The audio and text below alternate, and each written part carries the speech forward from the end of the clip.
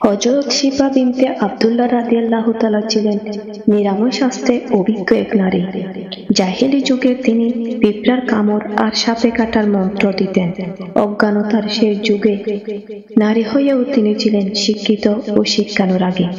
নিজের শিক্ষা তিনি আরব নারীদের উপর কাজে লাগিয়েছিলেন, তাদের লেখাপড়া শিখিয়েছিলেন। রাসূল সাল্লাল্লাহু আলাইহি সাল্লামের নির্দেশে তার স্ত্রী হাফসা রাদিয়াল্লাহু তাআলাকে অক্ষর জ্ঞান দিয়েছিলেন। হযরত শিফা রাদিয়াল্লাহু তাআলা এর কাছ থেকে আমরা 12টি হাদিস পেয়েছি।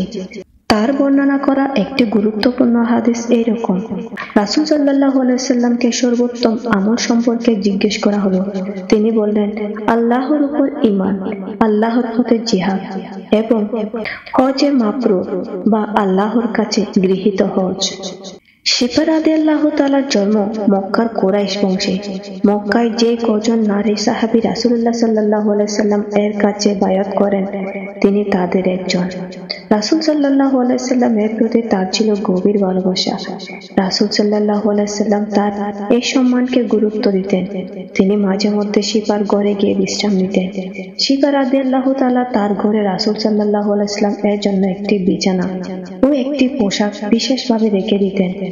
রাসূল সাল্লাল্লাহু আলাইহি সাল্লাম তার বাসায় গেলে তা ব্যবহার করতেন।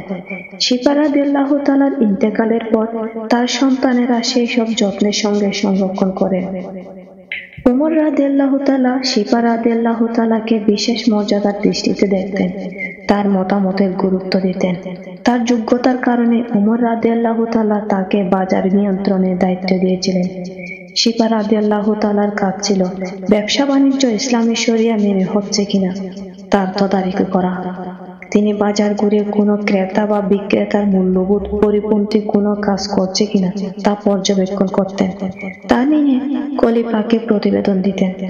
শিফা রাদিয়াল্লাহু তাআলার ইন্তেকালের সঠিক সময় জানা যায় না, তবে অনেক ঐতিহাসিক বলেন উমর রাদিয়াল্লাহু তাআলা এর খিলাফতের সময় তার মৃত্যু হয়ে থাকতে পারে।